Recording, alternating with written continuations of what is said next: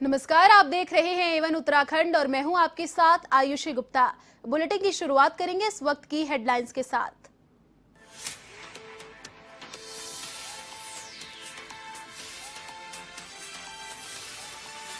उत्तराखंड भाजपा मुख्यालय में हुई समन्वय समिति की बैठक। मुख्यमंत्री धामी और मंत्रिमंडल के सभी सदस्य रहे मौजूद। 5 समूहों की बैठक भी हुई खत्म। अब बीएल संतोष लेंगे पदाधिकारियों की अलग अलग बैठक।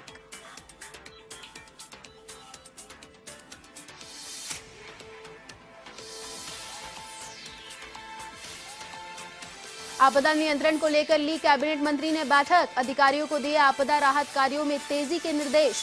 कहा, भूस्खलन और बाढ़ राहत कार्यों पर करे फोकस।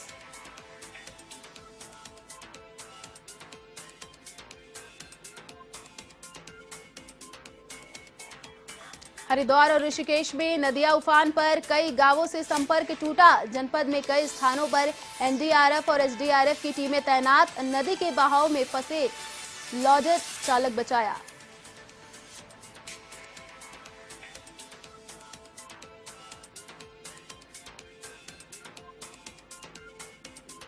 हरिद्वार में गंगा ने चेतावनी लेवल किया पार। गंगा किनारे बसे गांवों को किया गया अलर्ट। सिंचाई विभाग के अधिकारी गंगा के जल स्तर पर बनाए हुए हैं नजर।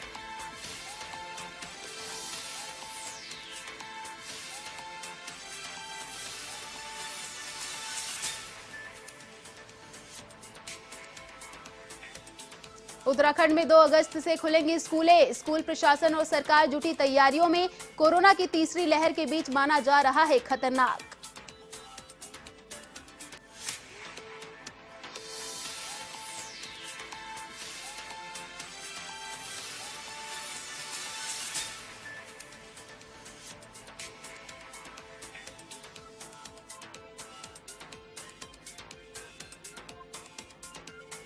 और अब खबरें विस्तार से। देहरादून से बड़ी खबर सामने आ रही है। आपको बता दें कि उत्तराखंड प्रदेश भाजपा मुख्यालय में चल रही समन्वय समिति की बैठक, 5 समूहों की बैठक में सीएम धामी और मंत्रिमंडल के सभी मंत्री मौजूद रहेंगे। 5 समूहों की बैठक खत्म हुई है। सीएम धामी समेत सभी मंत्री बीजेपी मुख्यालय से रवाना हुए हैं। बीजेपी की राष्ट्रीय महामंत्री बीएल संतोष पदाधिकारियों की अलग अलग बैठक लेंगे। बैठक की शुरुआत सोशल मीडिया टोली बैठक से होगी। यह बैठक प्रदेश पार्टी कार्यालय में होगी।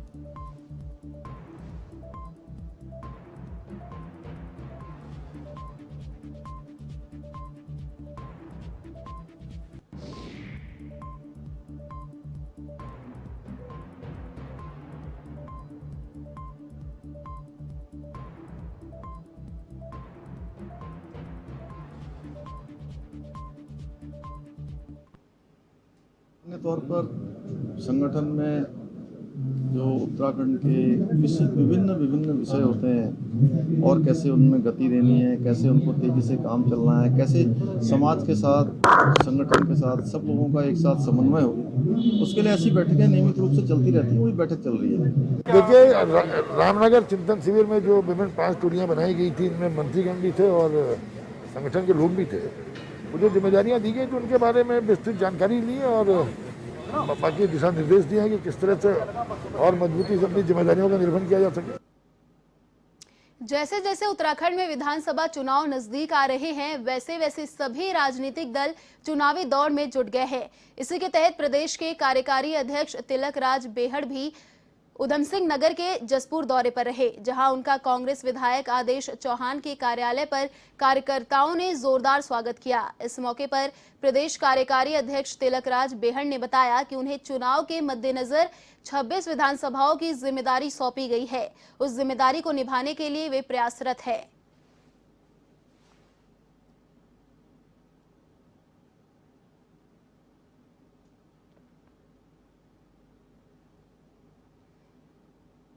आपदा नियंत्रण और ऑल वेदर रोड परियोजना के तहत नरेंद्र नगर से होकर जाने वाले राष्ट्रीय राजमार्ग को लेकर कैबिनेट मंत्री सुबोध उनियाल ने अधिकारियों के साथ बैठक ली। सचिवालय में हुई बैठक में मंत्री उनियाल ने अधिकारियों को कृषि, सिंचाई, पेयजल और लिंक मार्ग के विषय में सर्वे करके रिपोर्ट देने के निर्देश दिए। उन्होंने दुर्घटना बाहुल्य तोता घाटी के वैकल्पिक मार्ग का सर्वे करके रिपोर्ट देने को कहा। चारधाम मार्ग और कुमाऊं गढ़वाल को जोड़ने वाले संपर्क मार्ग के बारे में इनका अधिकांश इलाका नरेंद्र नगर के NH-58 और NH-98 में है। आपदा के कारण इस इलाके का अधिकांश मार्ग क्षतिग्रस्त रहता है और भूस्खलन होता रहता है, इसलिए इन कार्यों को प्राथमिकता से करने के अफसरों को निर्देश दिए गए।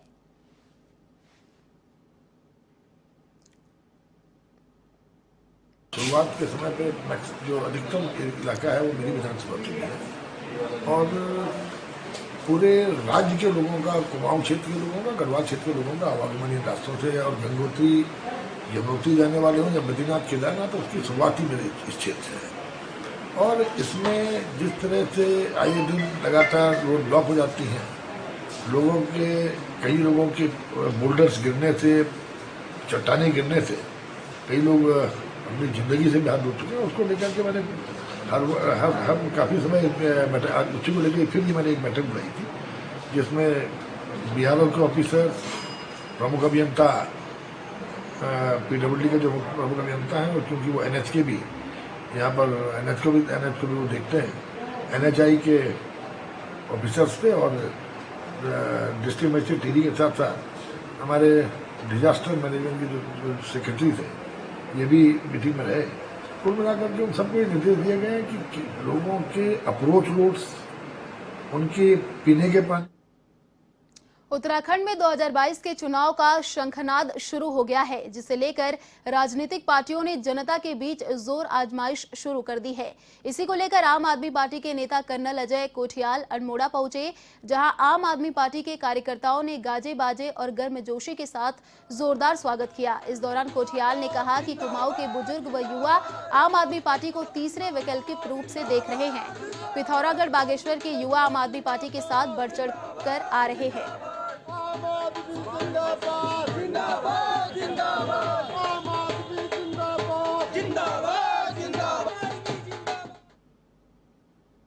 युवा बड़े अच्छे पॉइंट्स लेकर के आ रहे हैं और जिस तरीके से मैं कहूँगा पिथौरागढ़ में, उससे पहले चंपावत में, जिस तरीके से उन्होंने सवाल करने शुरू करे, तो खाली युवा ही नहीं और भी जो लोग हैं वो बिल्कुल एक थर्ड ओपिनियन दे रहे हैं कि भाई कोई तीसरी पार्टी आनी चाहिए, विकल्प जिसे बोलते हैं, क्योंकि सब परेशान हो रखे हैं। आजकल मेन मुद्दे जो हो रखे हैं, पलायन जैसे बोल रहे हैं। अच्छाई के लिए अगर पलायन है तो कोई बुराई नहीं है, लेकिन अगर पलायन मजबूरी की वजह से हो रहा है कि एजुकेशन नहीं है, हेल्थ नहीं है, रोजगार नहीं है। आम आदमी पार्टी के नेता रिटायर्ड कर्नल अजय कोठियाल गुरुवार को अल्मोड़ा दौरे पर पहुंचे। यहां कोठियाल का आप कार्यकर्ताओं ने जमकर स्वागत किया।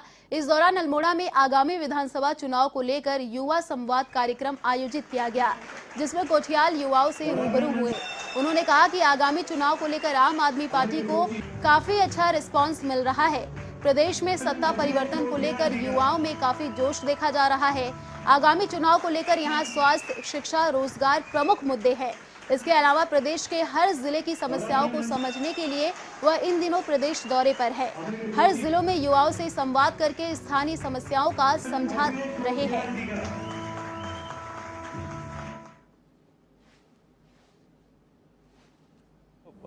हम हर चीज़, जो हम अपने बोल रहे हैं मैनिफेस्टो जिसे कहते हैं, हम युवाओं से डिस्कशन कर रहे हैं और युवाओं से ना एक्चुअली बात भी सामने आती है। किसी जगह में कोई स्पेसिफिक पॉइंट आते हैं। हल्द्वानी में पॉइंट आया था कि वहाँ पे स्टेडियम है इंटरनेशनल लेवल का, वो स्टेडियम से उगने चाहिए थे खिलाड़ी, कहते हैं वहाँ पे भांग की घास उग रही है।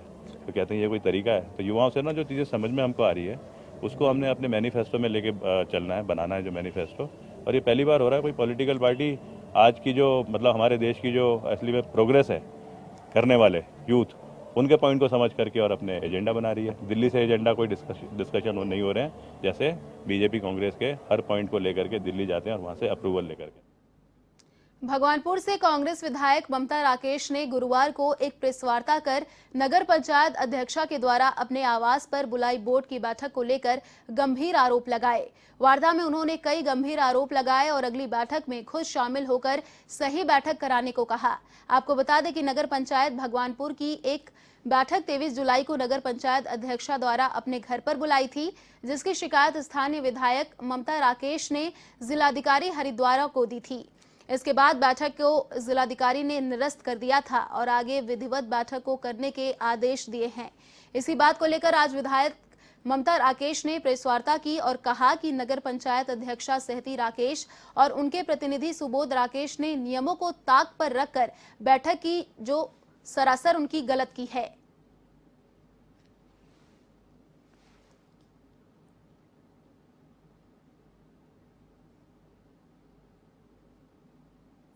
कोरोना को लेकर सरकार पूरी तरीके से गंभीर नजर आ रही है।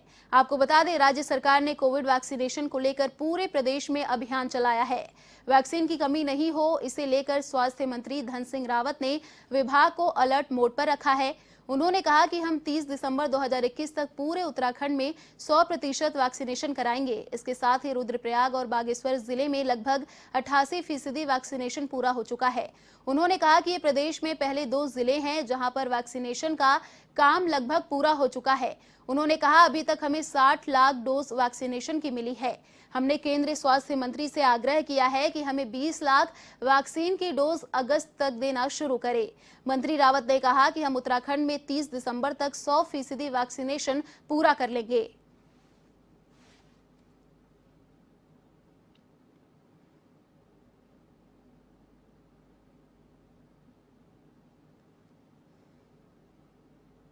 हम 30 दिसंबर 2021 तक अपने राज्य में 100% वैक्सीनेशन करा देंगे और 2 जिले जो हमारे रुद्रप्रयाग जिला और बागेश्वर जिला, यहाँ लगभग 88% वैक्सीनेशन का काम पूरा हो चुका है।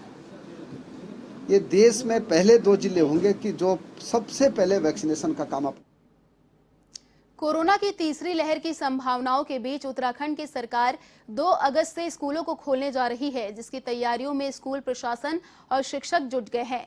तो वहीं कुछ लोगों में कोविड की तीसरी लहर के आने की संभावना को लेकर परेशानी भी है। हालांकि स्कूल प्रशासन की तरफ से बताया गया है कि 2 अगस्त को जब स्कूल खुलेंगे तो बच्चों को कोविड नियमों की पालना करवाई जाएगी। लेकिन अभिभावक चिंता है कि सरकार कहीं जल्दबाजी में तो स्कूल नहीं खोल रही है।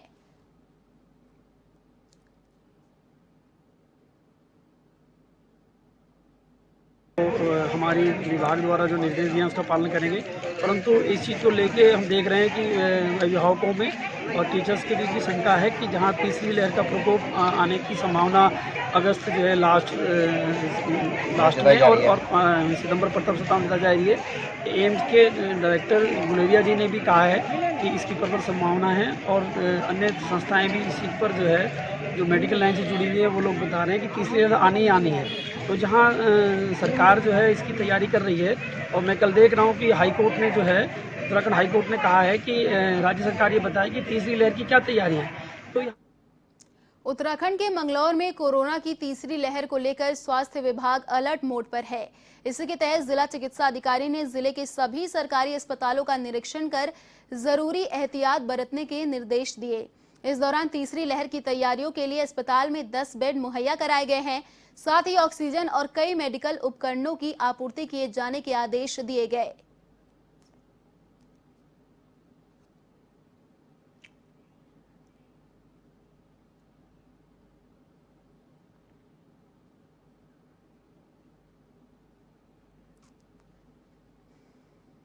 उत्तराखंड के थराली सामुदायिक स्वास्थ्य केंद्र में कोरोना की तीसरी लहर को देखते हुए कोविड जांच के लिए ट्रू नॉट मशीन की सुविधा उपलब्ध कराई गई है। इस दौरान अस्पताल में मशीन का शुभारंभ थराली विधायक मुन्नी देवी शाह ने किया।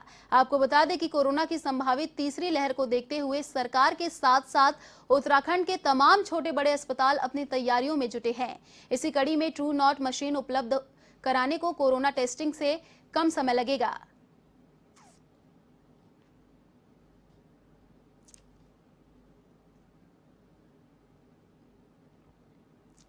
खबर काशीपुर से है, जहां प्रदेश कांग्रेस कमेटी के कार्यकारी अध्यक्ष तिलक राज बेहड़ का स्वागत किया गया। कार्यक्रम में तिलक राज बेहड़ ने सभी का आभार व्यक्त करते हुए कहा कि कांग्रेस एकजुटता के साथ मिशन 2022 फतेह करेगी। उन्होंने कहा कि पार्टी हाईकमान द्वारा मुझे जो दायित्व दिया गया है, कांग्रेस पार्टी का मैं सदैव ऋणी रहूंगा।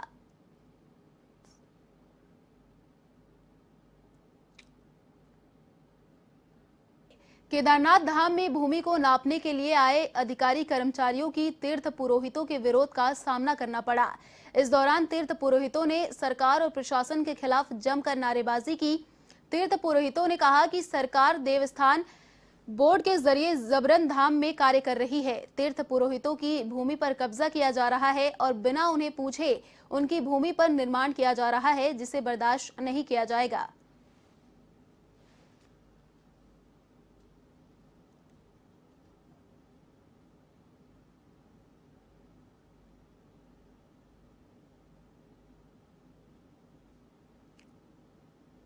देवस्थानम बोर्ड के विरुद्ध में जो है लगातार 2 वर्षों से जो है तीर्थ पुरोहित का जो है ये धरना है, जबकि चारों धामों में ये धरना दिया जा रहा है। और आज जो है ये श्रावण मास है और श्रावण मास की ये कृष्ण पक्ष की पंचमी तिथि है और जो है यहाँ पे अधिकारी लोग कुछ जो है व्यक्तिगत भूमि को जो है नापने आए थे यहाँ पे, जिसका यहाँ पे तीर्थ पुरोहितों ने विरोध किया। जबकि बिना तीर्थ पुरोहित, जबकि एक प्रकार से सरकार और अधिकारी लोग कह रहे हैं कि तीर्थ पुरोहितों को संज्ञान में लेके हर कार्य केदारनाथ में किए जाएंगे। और आज मौजूदा स्थिति ये है कि अधिकारी लोग जो है बिना तीर्थ पुरोहितों को संज्ञान में लिए, हमारी जो केदार सभा है उसको बिना संज्ञान में लिए यहाँ पे हमारे व्यक्तिगत भूमि को नाप रही है, जिसका तीर्थ पुरोहित घोर रूप से विरोध करते हैं। उत्तराखंड के हरिद्वार से खबर सामने आ रही है। हरिद्वार में गंगा ने चेतावनी लेवल पार किया है। आपको बता दें 293 मीटर पहुंचा गंगा का जल स्तर 293 मीटर पर है। चेतावनी का निशान बना हुआ है। गंगा किनारे बसे गांव को अलर्ट किया गया है। आपको बता दें पुलिस प्रशासन की टीम मुस्तैद कराई गई। सिंचाई विभाग के अधिकारी गंगा के जल स्तर पर लगातार नजरें बनाए हुए हैं।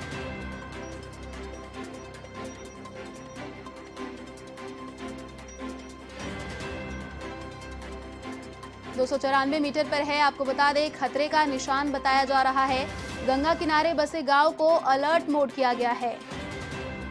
साथ ही आपको ये भी बता दें कि पुलिस प्रशासन की टीम मुस्तैद कराई गई है।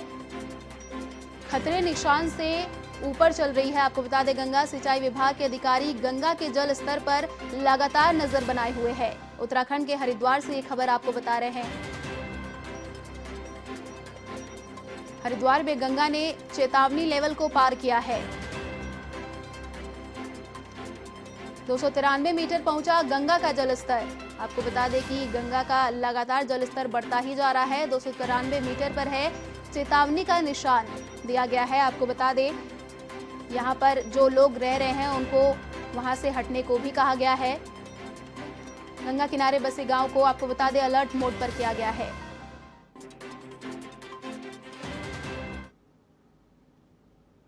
खबर हरिद्वार से है, जहां चीला बैराज ऋषिकेश रोड पर बह रही बरसाती बीन नदी इस समय उफान पर है। क्षेत्र में लगातार हो रही बारिश से बीन नदी का जलस्तर काफी बढ़ गया है और बीन नदी ने रौद्र रूप धारण कर लिया है। पहाड़ों पर हो रही भारी बारिश का निचले इलाकों में असर भी अब दिखना शुरू हो गया है और जलस्तर की वजह से सड़क के दोनों छोर पर आवागमन कर रहे लोग रास्ते में ही फंसे हैं। वहीं नदी के उफान में फंसे लॉडर के चालक को बमुश्किल बचाया गया। फिलहाल आसपास के गांवों का संपर्क टूट गया है।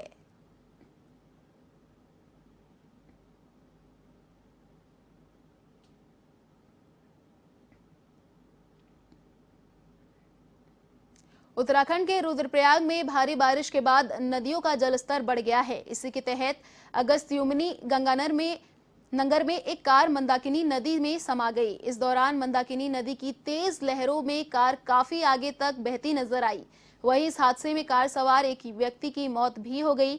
बताया जा रहा है कि कार को पीछे लेते वक्त कार मंदाकिनी नदी में गिर गई। घटना के बाद कार समेत चालक का शव बाहर निकाला गया। कार सवार मृतक पेशे से अध्यापक बताया जा रहा है।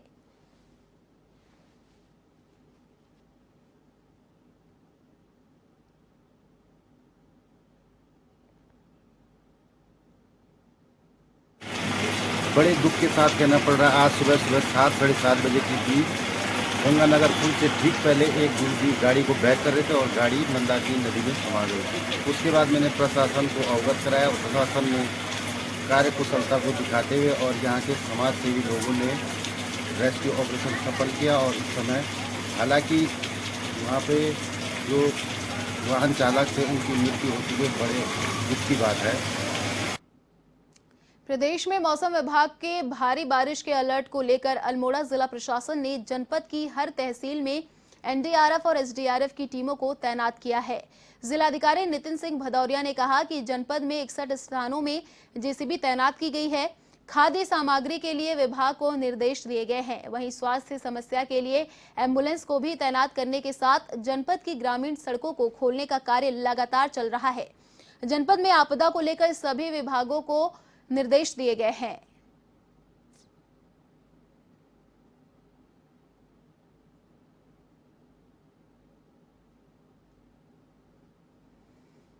मैं ये बताना चाहूँगा कि अल्मोड़ा में जो हमारा इस समय आपदा प्रबंधन का तंत्र है वो पूरा अलर्ट पे है। सुबह सुबह हम लोगों ने पूरी समीक्षा की गई है और इसको देखते हुए आज मेरा हम लोगों ने ये कोशिश ये की है कि जितने भी हमारे जेसीबी के पॉइंट्स हैं वहाँ पे जेसीबी की तैनाती का हम लोगों ने पूरा वो विवरण ले लिया है। इसके अलावा हम लोग देख रहे हैं कि जहाँ जहाँ भी रोड बंद हो रही है वहाँ जेसीबी खुलवा रहे हैं। इसके अलावा ये भी जो हमारे एम्बुलेंसेज हैं उनको हम लोगों ने ट्रांसशिपमेंट पॉइंट्स पे लगा दिए। जो 61 पॉइंट्स हम लोगों ने आइडेंटिफाई किए हैं ताकि किसी भी हमारे हेल्थ इमरजेंसी में और ट्रांसशिपमेंट के लिए एम्बुलेंस अवेलेबल रहे और किसी भी मरीज को कोई भी देरी ना हो।